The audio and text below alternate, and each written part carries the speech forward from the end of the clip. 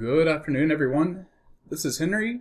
As we get into tonight's video newsletter, I'm going to start off by looking at the long bond. So obviously this is in the news today with some government intervention. It's something where they're doing everything they can to just keep those yields down, and at least so far the market is respecting that decision. Now, of course, the bigger thing will be, does this stick? Can this actually influence the market for more than one day? And in this moment, I can't tell you that I have much of an opinion on it.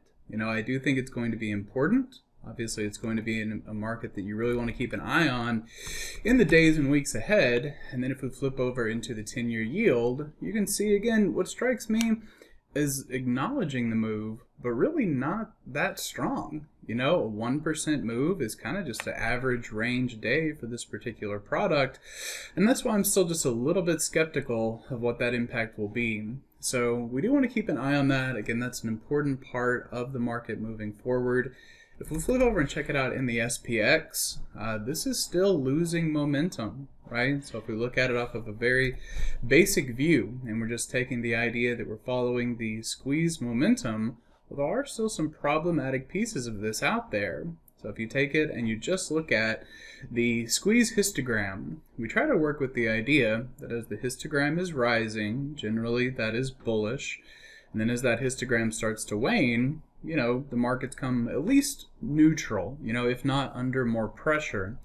So I'm watching this to see if there's going to be a move back to 7,600 or so. I think that would be very normal within the scope of ebb and flow, just how the markets move. But again, keeping an open mind and seeing how this trades for the next couple of sessions. Now, like I tell you, I don't really know exactly what that brings for tomorrow for the indexes.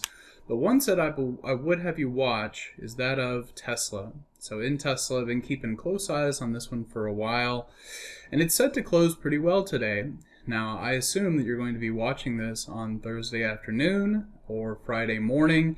As long as you're viewing it before the markets open on Thursday, that's going to be the key spot to watch this thing.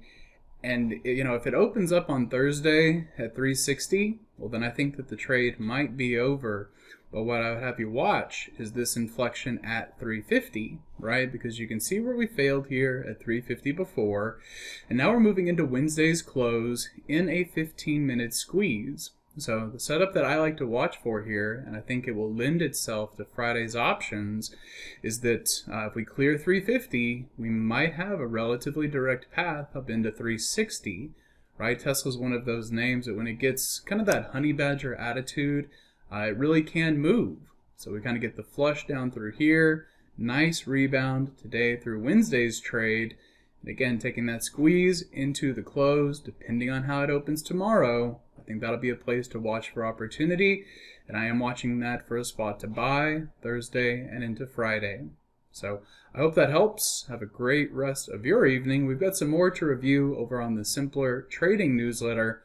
I hope to see you guys there. Hey traders, this is Henry with simplertrading.com. I wanted to thank you for watching today's video. I hope you found it helpful, and if so, be sure to click the like and subscribe buttons down below.